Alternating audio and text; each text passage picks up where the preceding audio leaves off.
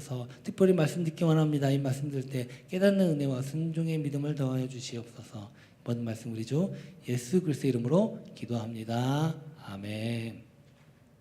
우리 다시 한번 인사할까요? 할렐루야. 주 안에서 반드시 잘 될 것입니다. 아멘. 오늘도 성전에서 예배하고 온라인으로 참여하는 여러분들 하나님의 은혜와 평강이 함께하길 주의 이름으로 축복합니다. 오늘은 꿈을 사명으로 바꾸자, 꿈을 사명으로 바꾸자 라는 제목으로 하나님 말씀 증거하겠습니다. 밤에도 별일 없이 잘 주무셨습니까? 네, 요즘은 하룻밤 사이에 많은 일들이 일어나다 보니까 여러 가지 일들이 일어납니다. 혹시 이 잠자리가 사나워서 잠 못 들고 뒤척이신 분은 안 계십니까? 그런 분은 한 명도 없길 주의 이름으로 소망합니다. 저는요, 어렸을 때 그렇게 꿈꾸는 게 싫었습니다. 왜냐하면 이 잠잘 때 꿈을 꾸면 좋은 것보다는 나쁜 게 더 많았어요. 무서운 꿈, 막 귀신에게 쫓기는 꿈, 막 그런 거 있잖아요. 그런 꿈이 막 어디서 떨어지는 꿈, 그런 꿈을 꾸다 보니까 뭐 이제 어렸을 때 떨어지는 꿈은 키 크는 꿈이다 그런 얘기도 있습니다만 별로 좋아하지를 않았습니다. 그래서 제가 예전에 한번 얘기했지만 매일매일 기도했어요. 하나님, 오늘 잠잘 때 꿈꾸지 않게 해주세요. 그리고 기도하고 잤어요. 그러면 신기하게 꿈을 안 꿔요. 그런데 깜빡 잊고 잠들었다 하면 거기염없이 그네는 꿈을 꾸는 겁니다. 그래서 정말 제가 몇 년간을 매일매일 기도했던 기억이 납니다.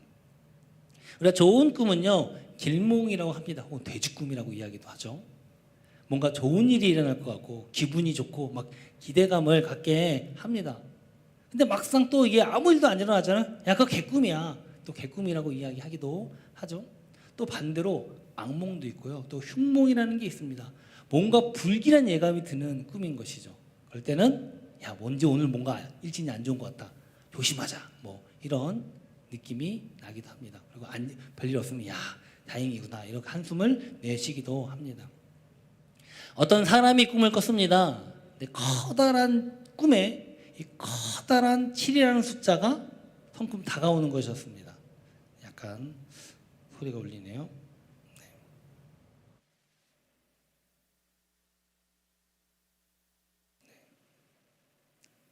이게 화면에 보였나요? 네. 커다란 7이라는 숫자가 성큼성큼 다가오는 것이었습니다. 깜짝 놀랐죠. 그래서 잠에서 깼어요. 그랬더니 딱 아침 일어나니까 아침 7시인 거예요. 7이라는 숫자가 와서 깼는데 눈 떠보니까 7시. 야, 뭔가 의미가 있는데 이 사람이 부랴부랴 씻고 밖을 나왔습니다. 뭔가 좋은 일이 있을 것 같은 느낌이 들었던 거죠. 그랬더니 마침 7번 버스가 딱 자기 앞에 오는 거예요. 야, 저거 타야겠다. 7번 버스를 탔습니다. 7번 버스를 타고 무작정 7번째 정거장에서 내렸어요. 7번째 정거장에서 딱 내려서 보니까 거기가 어디냐? 경마장이었던 거예요. 야, 경마장? 이거 뭔가 꿈대로 이루어지나 본데? 하고 경마장에 들어갔어요. 그래서 아직 경마가 시작되지 않았는데 오늘 경기 일정 어떻게 됩니까? 7번째 시합에 7번째 말에게 자기 모든 걸 걸었습니다. 기다린 거예요. 그리고 드디어 시합이 됐습니다. 경주가 시작됐습니다. 어떻게 됐을까요? 네, 딱 그 말이 1등에서 내가 상금의 7배를 더 받았을까요? 아닙니다. 네, 그 말은 7등을 해서 모든 돈을 다 잃었다고 하는 제가 아주 옛날에 들었던 유머 이야기가 있습니다. 네, 아셔서 안 웃는 겁니까? 아니면 별 재미가 없었죠? 이 사람의 꿈은 돼지 꿈입니까? 개 꿈입니까? 사실 믿는 사람 가운데서도요, 꿈에 대해서 굉장히 신경이 많이 쓰는 분들이 있는가 하면 꿈은 그냥 꿈일 뿐이야 이렇게 또 무시하는 사람들도 있습니다. 저는요, 길몽이든 뭐 흉몽이든 뭐 좋은 꿈이든 나쁜 꿈이든 다 좋다고 생각합니다. 좋은 꿈은 기분 좋아지니까 좋고 나쁜 꿈은 더 조심하게 되니까 더 좋다 이렇게 생각을 합니다. 그런데 성경에도 보면요, 하나님께서 꿈을 통해 역사하시는 경우가 참 많은 것을 우리가 보게 됩니다. 그때 예언도 있고요, 어떤 또 천사를 통해 꿈 가운데 천사를 통해 또 말씀을 해 주시기도 합니다. 그 중에 가장 큰 대표적인 인물이 있는데요, 바로 우리가 오늘 읽었던 요셉, 그리고 또 저기 다니엘입니다. 이 두 사람은요, 노예 출신으로 끌려가서 이제 가장 미천한 신분이었는데 거기서부터 가장 왕 다음에 가장 높은 국무총리가 되었던 성공한 사람들입니다. 근데 무엇으로? 꿈을 가지고 성공했던 사람입니다. 그래서 우리가 꿈에 대해서 이야기를 하면 이 두 사람을 항상 거론합니다. 이 요셉은요, 당시 거부였던 그 야곱, 아버지 야곱, 그 야곱이 4명의 부인이 있었습니다. 정실 부인이 2명이고 첩이 2명이에요. 뭐 옛날 사람이니까 2000년 더 오래된 사람이니까. 근데 거기서 낳은 자녀가 무려 13명이었습니다. 아들이 12명, 딸이 1명. 그 가운데 12번째예요. 12번째. 거의 맨 막둥이입니다. 근데 또 자기 아버지가 가장 사랑하는 부인의 첫 번째 아들이에요. 그러니까 얼마나 많은 사랑을 독차지했겠습니까? 그리고 또 이게 또 그렇더라고요. 나이가 많아서 또 자녀를 낳으면요, 그렇게 예쁠 수가 없어요. 그래서 그런지 이 아이는 정말 귀하게 자랐습니다. 그렇게 요셉이에요. 그런데 그렇게 귀하게 자라다 보니까 또 귀하게 자라면 좀 눈치가 없는 것 같아요. 좀 고지식하기도 하고 또 잘난 체하기도 하고 좀 철이 없는 소년이었던 것 같습니다. 그래서 이게 성경에 보니까 다른 형제들이 이 야곱의 아들 요셉을 싫어했다, 미워했다라고 이야기합니다. 그러니까 자꾸 잘난 척하고 또 보니까 고자질하는 거예요. 아빠, 형들이 이렇게 했어요. 그러니까 좋아할 리가 없었겠죠. 그런데 어느 날 그 요셉, 그 17세 소년이었던 요셉이 이상한 꿈을 꿉니다. 그건 뭐냐? 밭에서 형제들이 다 이제 곡식 추수해갖고 단을 먹는데 형제들의 단이 자기 단에게 절을 하는 꿈이었습니다. 요셉이 그들에게 이르되 청하건대 내 꾼 꿈을 들으시오. 우리가 밭에서 곡식단을 묶더니 내 단은 일어서고 당신들의 단은 내 단을 둘러서서 절하더이다. 뭐 꿈이야 무슨 꿈인들 꿀 수 있는 거 아니겠습니까?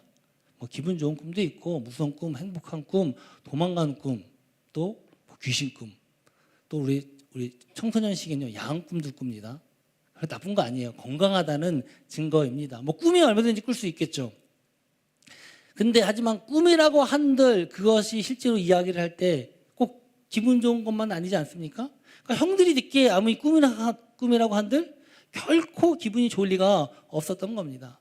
좀 조용하고 있으면 좋을 텐데 혼자만 알고 있으면 좋을 텐데 아닙니다. 막 동네방네 떠들어대는 겁니다. 청하건대 내 꿈을 들으시오. 막 이렇게 얘기를 하는 거예요. 사람들에게 막 형들에게 막 돌아다니면서. 그러니까 뭐 누가 좋아하겠습니까? 거기다가 그 아버지의 사랑을 좀 받는 막둥인데 사랑을 받은 거 아닙니까? 그런데 그나마 서열을 따지면 자기가 제일 아래에 있는 거예요. 그것만이 이제 내세울 게 별로 없는데 형들이 자기한테 절한다. 그렇게 얘기를 하니까 결코 형들이 기분 좋을 리가 없었던 겁니다. 그래서 이 형들의 이에 대한 반응은 무엇이었냐?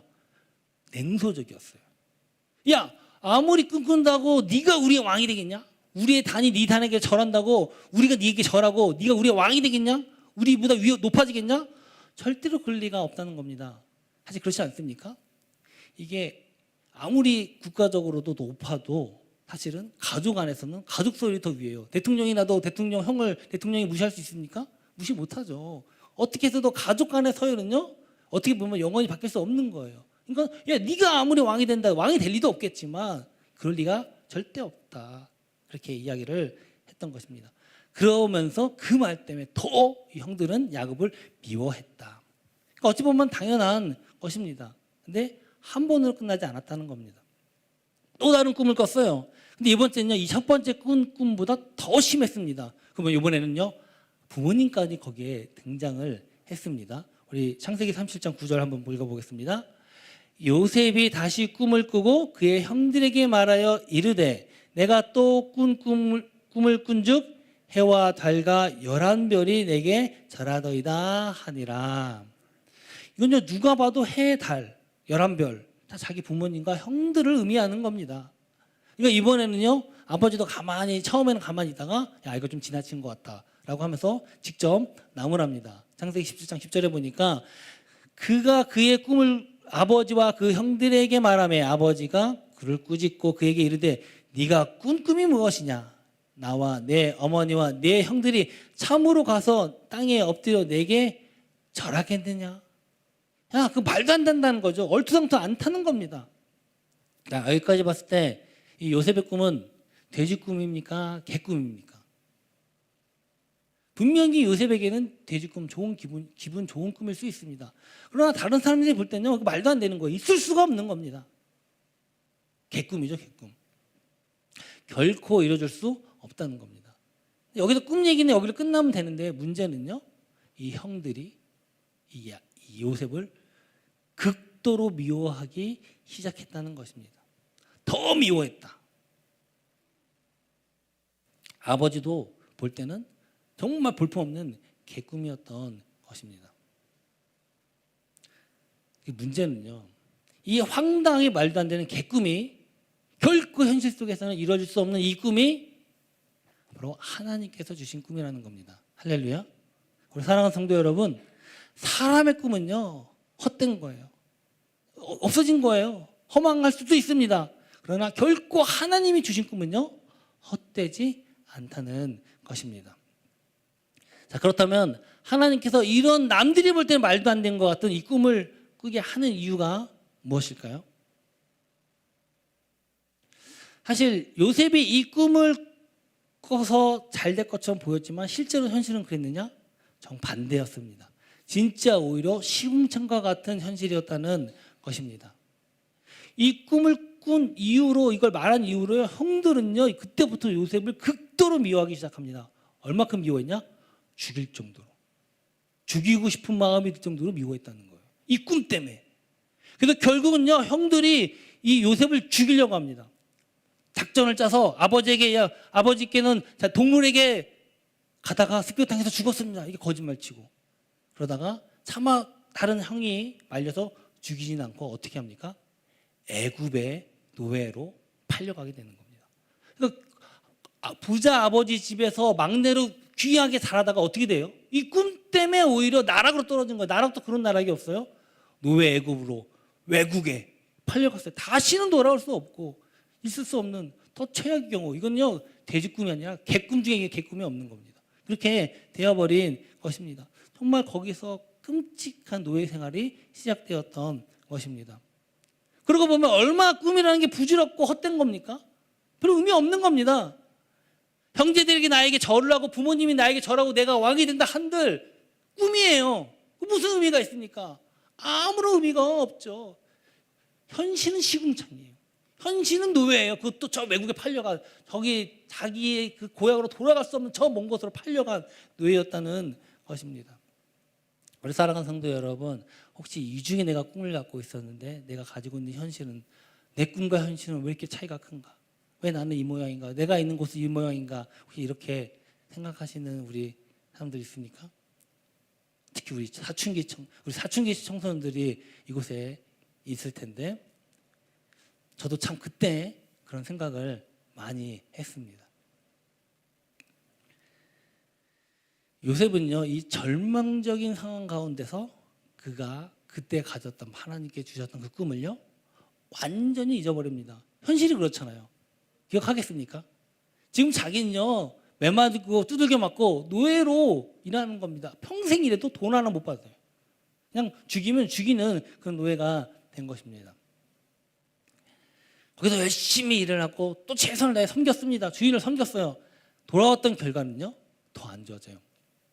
오히려 배신당하고, 그리고 오히려 억울한 누명 씌우고 감옥에까지 가게 됩니다. 그 감옥은요 또 사형수들이 몰려있는 감옥이에요.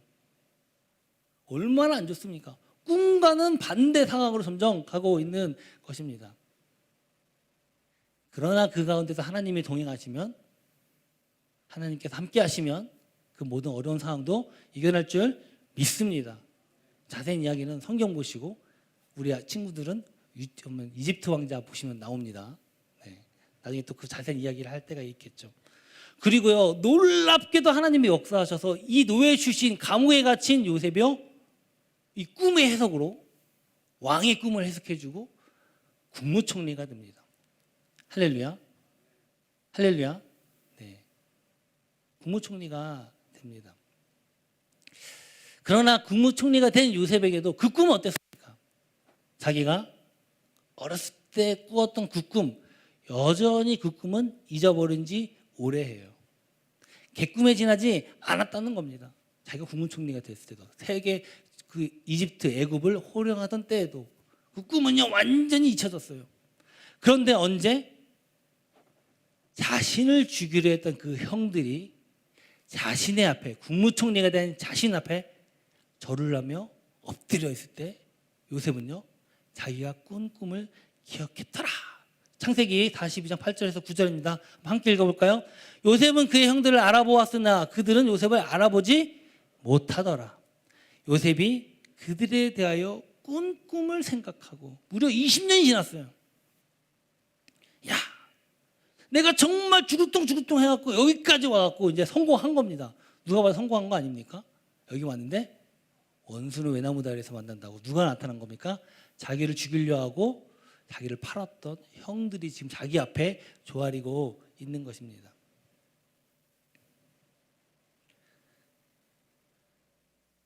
사랑하는 성도 여러분, 헛된 꿈은 깨지기 마련이고 깨지는 것이 당연하지만요, 하나님이 주신 꿈은요 깨지는 것이 아니라 깨닫는 거예요. 그 가운데 요셉이 하나님의 주신 꿈을 깨달았다는 것입니다. 믿는 자들은요 이것을 뭐라고 부르냐? 사명이라고 부릅니다. 그럼 많은 사람들은요 자기의 목표, 자기의 소망을 가지고 꿈이라고 부르며 쫓고 있습니다. 그러나 일장춘몽이라는 말이 있죠. 그러니까 봄, 여름에 한바탕 꿈, 한여름에 꾼 꿈이라는 뜻입니다. 다 허망하다는 뜻입니다. 아무리 꿈에서 부귀영화 누려도 깨면 아무것도 아니다. 그러나 하나님께서 주신 꿈은요 깨어지는 것이 아니라 깨닫는 겁니다. 하나님께서 주신 꿈을 깨닫는 것이 바로 뭐냐? 하나님의 꿈이 내 꿈이 되는 것 순간이고 바로 그 순간이 내가 사명을 깨닫는 순간이라는 것입니다. 혹시 이 가운데 우리 육체적인 사춘기를 겪는 우리 청소년들도 있을지 모르겠어요.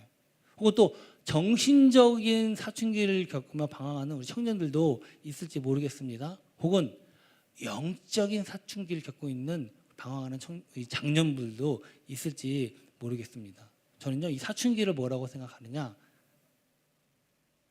이 꿈을 찾는 때다라고 생각합니다. 이 사춘기가 왜 오는 줄 아십니까? 꿈이 없어서예요. 꿈이 없다는 건 목표도 없고요, 무엇을 왜 어떻게 해야 될지 모르기 때문에 오는 겁니다. 이 사춘기 때 대부분의 친구들이 얘기하는 말은 뭔지 아십니까? 내가 왜 공부해야 되는지 모르겠어요. 내가 왜 교회 가야 되는지 모르겠어요. 학교에서 교회에서 부모님이 시키는 건 다 하기 싫어요. 내가 왜 해야 되는지 모르니까. 그때 사춘기가 강하게 오는 겁니다. 사랑하는 우리 학생부 친구들, 사춘기인 친구들, 나 사춘기인 것 같아요. 있으면 한번 손들어 볼래요? 저에게 오세요. 제가 상담해 주겠습니다. 네. 왜 이럴지 모른다 이러면 사춘기예요. 청소년들이 겪는 육체적인 사춘기는요 자기가 되고 싶은 거, 자기가 커서 하고 싶은 거, 직업에 대한 그런 게 없어요. 뭘 해야 할지 모르겠어요. 그럴 때 방황하는 겁니다. 근데 자기가 확실하게 갖고 있는 우리 친구들은요 사춘기를 겪을 시간이 없어요. 그거 준비하기 바쁘거든요. 근데 그게 없으니까 방황하는 거예요. 내가 왜 여기 있는지, 왜 공부하는지, 게임이나 하고 싶은데. 또 그런 친구들도 프로게이머 되겠다고 하면 엄청 열심히 게임합니다. 네.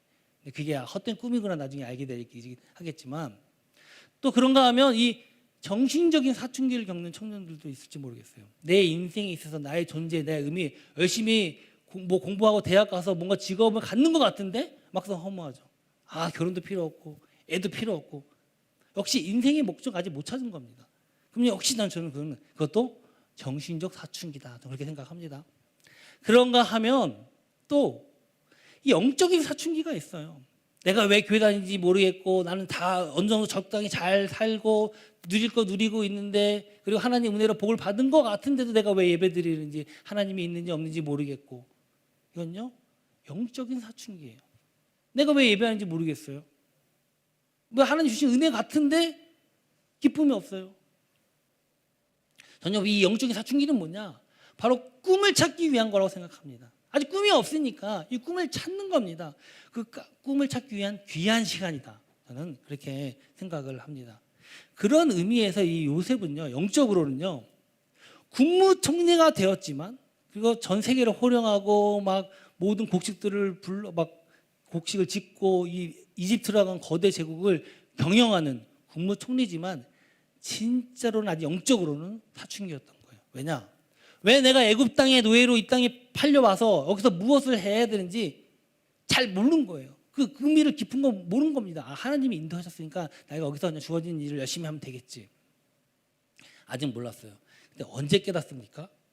바로 자신의 형제, 자신의 형들이 자기 앞에 와서 무릎을 꿇는 순간, 바로 그 어렸을 때 나를 이 애굽 땅에 팔리게 한 그 꿈, 그때 개꿈, 그것이 생각나는 그 순간, 바로 요셉은요, 아, 하나님께서 주신 꿈이 바로 이거구나. 그걸 깨달았다는 겁니다. 더 나아가서 왜 하나님 나를 여기에 보냈고 왜 이렇게 고생시켰고 여기 국무총리가 되게 했는지를 그 순간 깨달았다는 것입니다. 앞으로 내가 무엇을 해야 되는가, 어떻게 해야 되는가 깨달았다는 것입니다. 우리 윤서에게 한번 물어볼게요. 윤서가 만약에 국무총리가 됐어. 높은 위치에 됐어. 근데 중학교 때 그렇게 윤서를 괴롭히던 친구가 어느 날 와서 내 앞에 와갖고 몰라봐, 나 좀 도와주세요, 도와달라고 하는 거야.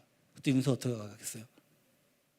너 나 중고등학교 때 나를 괴롭혔는데 요즘 그런 드라마가 유행이지 않습니까? 학폭. 어렸을 때 그렇게 고통당했다가 성공한 다음에 복수하는, 요즘 그 넷플릭스의 1등도 그런 내용의 드라마가 1등 아닙니까? 성공하면 왜 성공합니까? 복수하기 위해서 성공하는 거예요. 내가 당한 거 갚아주기 위해서 성공하는 겁니다. 그게 세상이 말하는 성공이에요. 그러나 그건요, 성경에서 말하는 사명이 아니라는 겁니다. 그가 거기서 복수할 수도 있었겠죠. 근데 그렇게 생각하지 않았다는 겁니다. 왜요? 꿈을 기억하고 사명을 깨달았기 때문에 그렇습니다. 그래서 나중에 그 요셉이 여러 가지 사건이 있습니다만, 자세한 건 다 여러분 아시는 분은 아시고 성경을 보시면 좋겠습니다만, 나중에 형제들에게 이렇게 밝히면서 고백을 합니다. 창세기 45장 5절 함께 읽겠습니다. 당신들이 나를 이곳에 팔았다고 해서 근심하지 마소서, 한탄하지 마소서.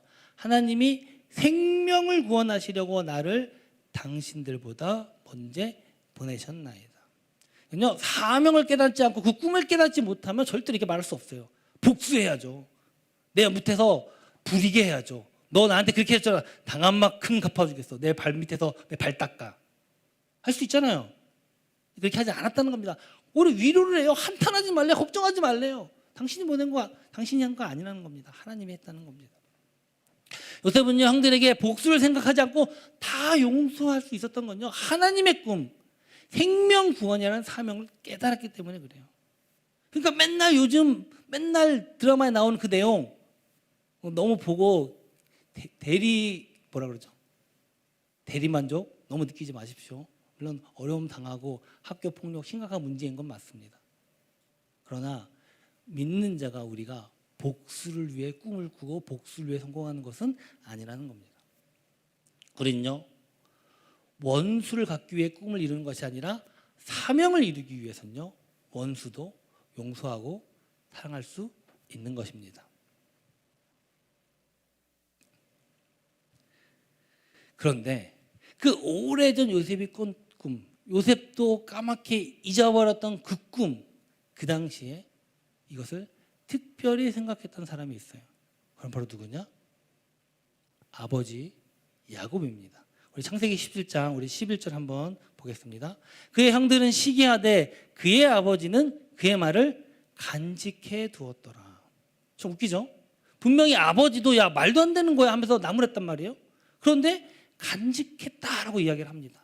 이 간직했다라는 히브리 원어를 봤더니 샤마르라고 하는 그 단어입니다. 그 뜻이 뭐냐? 집중하다, 조심하다, 보호하다, 지키다, 간직하다, 보존하다, 마음의 색이다, 그런 뜻들이 있어요. 그래서 이 샤마르라는 단어가 어디에 사용되냐? 율법을 지킨다 할 때 이 샤마를 써요. 언약을 지킨다 할 때, 하나님과 나와의 약속 언약을 지킨다 할 때 이 샤마르라고 하는 단어를 쓰고 있습니다. 그러니까 야곱이 볼 때는요, 인간적으로 볼 때는요, 지금 말도 안 되는 거예요. 분명 저건 개꿈이에요. 있을 수 없어요. 육신적으로는 그렇다는 거예요. 그런데요, 한편에 영적으로는 무엇입니까? 아니라는 거예요. 영적으로 이게 뭔가 있다는 거를 본능적으로 느낀 거예요. 왜요? 야곱은 기도하는 사람이었고 하나님과 교제하는 사람이었어요. 그러니까 자신의 생각으로 그것을 거부할지언정 영적으로는 그것이 마음에 새겨졌다는 것입니다. 왜요? 하나님의 주신 꿈이기 때문에 그래요. 이건 영적으로 반응할 수밖에 없는 거, 육적으로 반응이 안 돼요. 영적으로 반응하는 것입니다. 사랑하는 성도 여러분, 하나님께서 주신 꿈은요, 인간적으로 육신적으로 반응하는 것이 아닙니다. 어떻게 해요? 영적으로 반응해야 되는 것입니다. 누가복음 2장에도 보면요, 6월절 명절 때 이 어린 예수님 어린 시절이 나타났는데 예수님이 실종 사건이 나타납니다. 그러니까 명절이 돼갖고 다 모든 유대인들이 예루살렘에 모여서 명절을 지냅니다. 그러니까 수십만 명, 수백만 명이 거기 몰리는 거예요. 사람이 너무 많다 보니까 이 예수님이 12살이었는데 실종이 되어버린 거예요. 그러니까 난리가 났죠. 무려 3일 동안 찾아서 겨우 찾았어요. 그래서 와봤더니 뭐 여기저기 길을 가다가 잊어버렸기 때문에 다시 돌아와서 성전을 다 뒤집어서 찾아보니까 3일 동안 거기 교사들, 율법 선생들하고 이야기를 하면서 토론을 하고 있는 겁니다. 그러니까 얼마나 당황해요. 황당하죠. 3일 동안이나 찾았는데 엄마 아빠 없는지 찾지도 않나? 당황하고 너 왜 여기서 이러고 있느냐? 우리가 너 얼마나 찾았는데 아느냐? 이렇게 얘기하는데 오히려 예수님이 뭐라고 얘기했냐? 아니 왜 저를 찾으셨어요? 내가 우리 아버지 집에 있어야 될 걸 알지 못했습니까? 이렇게 되게 황당한 이야기를 하는 겁니다. 이해하시겠습니까? 우리 지섭이가 사라졌는데 3일 동안 없어가 사라졌는데 찾았더니 왜 찾아요? 제가 여기 있는 거 교회에 있는 거 당연하죠. 이해 안 되죠? 이해가 안 되는 겁니다. 육신적으로 이해가 안 되는 거예요. 부모님도 이해할 수 못했습니다. 그럼에도 불구하고 그 어머니 모친 마리아는 뭘 했냐? 예수님의 말을 마음에 두었다. 누가복음 2장 51절입니다. 예수께서 함께 내려가서 나사렛에 이르러 순종하여 받드시더라. 그의 어머니는 이 모든 말을 마음에 두니라. 아멘. 인간적인 생각, 이성과 상식으로 도저히 이해가 안 되더라도요, 주께서 하신 것이라면 영적으로 반응해야 되는 거예요. 그리고 영적으로 반응해서 그걸 마음에 새기고 마음에 두는 겁니다. 지키는 겁니다. 바로 그런 자들이 복된 자인 줄 믿습니다. 여러분, 하나님께서 주신 꿈에 대해서 어떻게 반응합니까? 하나님이 하신 일들에서 여러분 어떻게 반응합니까? 육신적으로, 몸은 육신으로 반응할지라도 여러분의 마음은 영혼은 영적으로 반응하는 주의 이름으로 소망합니다. 때로는 우리는 하나님께서 계획하시고 행하시고 주시는 꿈, 우리의 이상과 우리의 생각과 우리의 상식으로는 도저히 이해할 수 없고 받아들일 수 없을 때요, 그럼에도 불구하고 우리가 영적으로 받아야 된다는 거예요. 그 영적으로 지켜내야 한다는 것입니다. 왜냐하면요, 하나님께서 주신 꿈, 사명은요, 하나님께서 이루시기 때문에 그래요. 우리가 하는 게 아닙니다. 하나님께서 하신다는 겁니다. 요셉은요, 형제들에게 다음과 같이 고백합니다. 창세기 50장 20절 한번, 이것도 학가당 말씀인데 한번 읽어보겠습니다. 당신들은 나를 해하려 하였으나 하나님은 그것을 선으로 바꾸사 오늘과 같이 많은 백성의 생명을 구원하게 하시려 하셨나니, 이렇게 말씀하십니다. 형들이 미워하고 아무리 그 꿈을 이루지 못하게 하기 위해서 죽이려고 했어요. 그리고 애굽의 노예로 팔아버린 겁니다. 그렇게 했다 한들 그 꿈은요, 하나님이 주신 꿈이라는 거예요. 그 하나님께서 이루시는 겁니다. 아무리 사람이 막으려고 해도 막을 수가 없어요. 이게 중요합니다. 하나님이 주신 꿈은요, 사람이 아무리 못하게 하려고 막으려고 해도 막을 수가 없어요. 오히려 그것이 하나님이 선으로 바꾸셨다. 그리고 그것을 생명구원이라고 하는 그 사명을 나에게 주셨다. 그래서 그거를 완수케 하신 것이다. 당신은 나의 원수가 아니다. 바로 나의 사명을 위해서 하나님 사용하신 도구일 뿐이다. 이렇게 요셉은 고백하고 있다는 것입니다. 시간이 약간 지났습니다만 저의 꿈도 있었습니다. 참 어렸을 때 꿈 많은 소년이었어요. 네. 제가 어렸을 때는요, 제가 여기 로버트 태권브이 아세요? 모르죠. 네, 저 때 유행했던 우리나라에서 만든 로버트 만화가 있어요. 로버트 태권브이라는 게 있는데 제가 그것을 보고 너무 좋아했는데 장난감도 많이 샀습니다. 그걸 보고 제가 어렸을 때 그 꿈에서 그 로봇을 타고 조종하는 꿈을 꾸고 그때부터 내가 로봇 조종사, 과학자가 돼야겠다. 로봇가 없으니까 제가 그런 꿈을 꿨습니다. 그래서 그런 과학자가 로봇을 만드는 과학자가 되는 게 제 꿈이었어요. 그런데 종종 그 어렸을 때 주변에서 특히 저희 목사님, 저희 아버지 주변에 계신 분들 중에도 목사님들이 많았거든요. 꼭 우리 집에 와서 찾아와서 하시는 말씀이 꼭 한마디 그거야. 야, 너도 나중에 커서 아빠 따라 목사 되면 좋겠다. 저 별로 기분이 안 좋았어요. 나는 과학자가 꿈인데 자꾸 나보고 목사가 되라는 거지. 그렇게 생각을 했었습니다. 근데 제가 중고등학교 때는요, 이 과학을 통해 하나님의 살아계심, 온 우주의 하나님이 창조했다는 것을 증거해야겠다. 그런 큰 꿈이 포부가 생겼습니다. 그 당시에 제가 또 어떤 책자를 봤는데 창조는 과학적 사실인가, 진화는 과학적 사실인가, 창조과학에서 나온 그런 책이 있었어요. 제가 중고등학교 때 그 책을 봤는데 그 책을 보고 너무 감동해갖고 내가 이 과학을 통해서 하나님이 살아계심을, 또 하나님의 창조를 밝히겠다. 엄청난 큰 꿈을 가졌습니다. 그리고 그 책을 지으신 분의 학교로 내가 대학을 갔어요. 기독교 학교였어요. 근데 그 대학에는요, 과학은 없고 공대만 있었어요. 그래서 제가 공대로 진학을 했습니다. 근데 여차저차 대학원도 갔어요. 여차저차 여러 가지 우여곡절이 있었지만 제가 이제 군대 병역 특례라고 해서 이제 대학원 공대에서는 군대 대신 가는 게 있습니다. 연구소라든가 직장에 가는 게 있어요. 근데 거기서 성령을 체험하고 하나님을 만난 거예요. 그래서 내가 신학을 해야겠다. 그때 내가 결정을 했습니다. 근데 그때 제가 기억이 나요. 저희 지도 교수님이 있었어요. 그 대학원 지도 교수님이 저한테 제가 상담을 했는데 제가 이제 신학을 하려고 합니다. 이 업계에서 떠나겠다. 교수님이 나를 키워주셨지만 저의 논문 지도 교수님이었지만 좀 죄송합니다. 이런 의미로 교수님께 찾아가서 이야기를 하고 이렇게 얘기를 했더니 그 교수님은 제가 야 박사해라 이렇게 추천을 하셨었거든요. 근데 그런 얘기를 했어요. 야, 너 지금 우리 한국에 유명한 목사님이 얼마나 많은 줄 아냐? 외국에서 유학 갔다 오시고 잘 배우고 잘하시는 목사님 너무 많다. 그러니까 너는 굳이 거기서 할 필요 없다는 거야. 차라리 여기서 박사하는 게 낫지. 네가 다시 그 여태까지 배웠던 공부 다 갖다 버리고 뭐로 다시 하냐는 거예요. 제가 설득당할 뻔했어요. 설득당했으면 제가 이 자리에는 없었겠죠. 그래서 제가 받은 은혜가 있어서 아니요, 저 하겠습니다. 그렇게 했어요. 그리고 신학대학원에 갔어요. 사실 신학대학원에 갔을 때 저는 이제 공대 계열이고 인문대 계열이니까 공부가 완전히 다릅니다. 그리고 많은 고민들이 있었어요. 그러면서 또 거기서도 내가 이렇게 하면서 뭐하러 공학 공부를 하고 왜 이렇게 했지? 내가 그때 가졌던 꿈은 뭐지?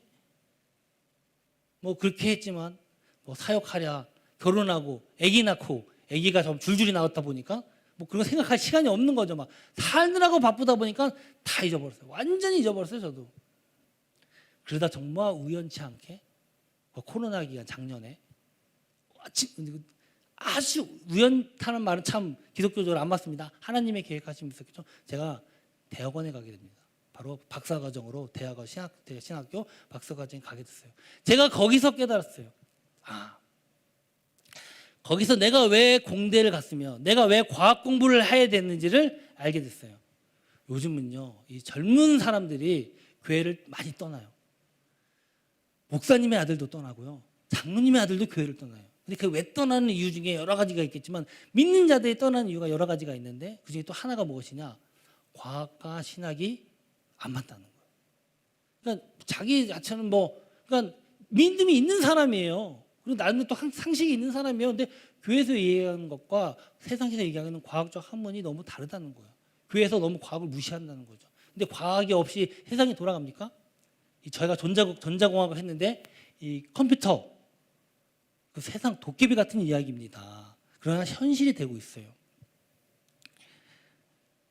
그래서 요즘 신학은요, 과학을 모르면 신학을 못해요. 제가 조직 신학을 했는데 과학을 모르면 신학을 못합니다. 왠지 아십니까? 이걸 신학적으로 설명을 해야 되거든요. 혹시 작년에 노벨상 뭘로 물리학 받은지 아시는 분 계세요? 관심 하나도 없으시죠? 이거 신학하는 사람들은 관심 있어야 된다니까요. 양자역학으로 노벨상 3개가 나왔어요. 근데 양자역학으로 나왔는데 이거 아무것도 모르잖아요. 그런데 제가 나중에 한번 이거 설교 때 얘기할 기회가 있을 겁니다. 근데 이거를 신학적으로 해석을 해야 돼요.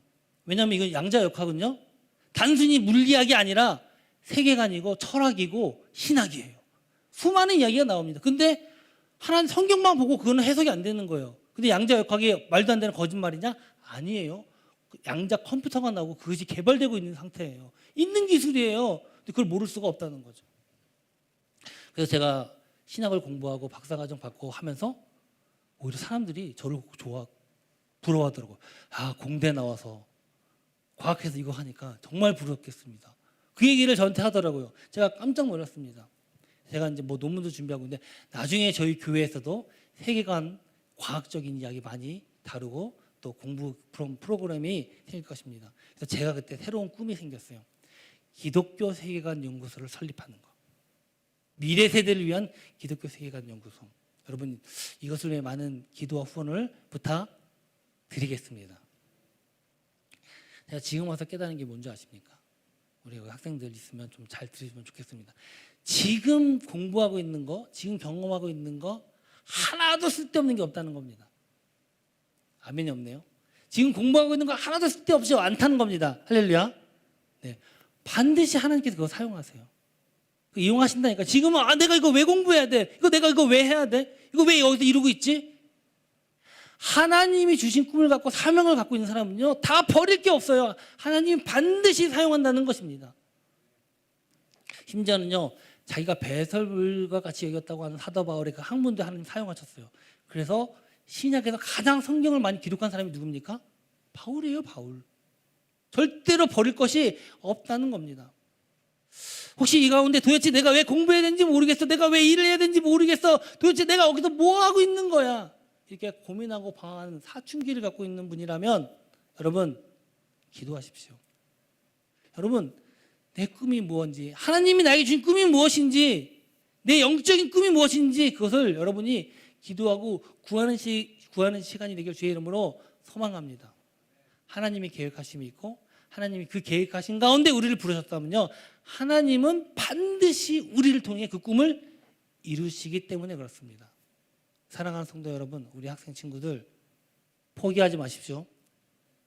포기하지 마십시오. 끝까지 인내하며 기도하며 나아가십시오. 하나님이 책임져 주실 줄 믿습니다. 우리 사랑하는 성도 여러분, 하나님의 꿈을 깨닫고 나의 사명으로 바뀔 때 반드시 하나님께서 이루실 줄 믿습니다. 어떤 상황, 어떤 형편, 어떤 어려움이 있더라도 반드시 하나님께서 그것을 이루실 것입니다. 혹시 이 가운데 요즘은 워낙 이 아파트가 안 좋아서 아파트 당첨되는 게 내 꿈이에요. 제가 예전에 그런 얘기 많이 들었는데 그 꿈도 이루실 줄 믿습니다. 제 개인적인 소망입니다. 할렐루야. 근데 요즘은 아파트가 안 좋대요. 다른 걸로 하셔도 됩니다만 나의 꿈, 하나님의 꿈이 곧 나의 꿈이 하나님의 꿈으로 바뀌고 사명으로 바뀌고 하나님의 부르심에 순종하며 나아갈 때 이 요셉에게 임한 복이 저와 여러분에게 임하길 소망합니다. 이 복이 저와 우리 가정과 우리 교회 공동체 안에 임하길 주의 이름으로 축원합니다. 우리 지금 함께 우리 결단했으면 좋겠습니다. 지금 여러분은 어떤 꿈을 꾸고 있습니까? 우리 친구들, 우리 청년들, 혹은 우리 장년부에 계신 분들, 교회 20년, 30년, 그게 중요한 게 아닙니다. 내 안에 하나님이 주신 그 어떤 꿈이 있는가, 그것이 중요한 것입니다. 우리는 분명히 개꿈일 줄 몰라요. 그러나 하나님이 그것을 대지꿈으로 바꿀 줄 믿습니다. 하나님이 그것을 사명으로 바꾸실 줄 믿습니다. 주님께서 나를 부르신 그 주님께서 나를 통하여 그 꿈을 이룰 줄 믿습니다. 때문에 내가 현실과 내 능력의 벽 앞에서 때로는 넘어지고 쓰러질지라도 주님께서 붙잡아 주시옵소서. 내가 가는 길에 동행하시고 날마다 주님을 찬양하며 그 꿈을 향해 또 하나님께서 나를 통해 이루시는 하나님을 바라보며 함께 나아가게 하여 주시옵소서. 우리 이렇게 고백하면서 우리 새로 불렀던 찬양이지만 우리 가사를 생각하시면서 우리 찬양하며 결단하고 봉헌하겠습니다.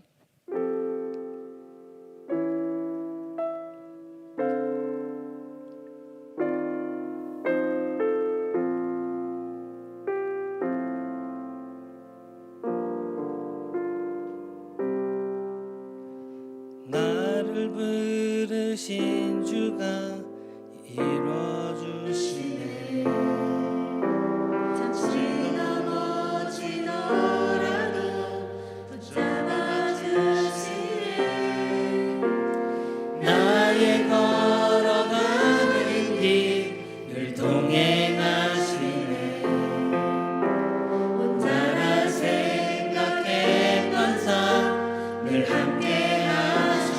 다시 한번 할까요? 나를 부르신 주가, 나를 부르신 주가 이루어 주시네.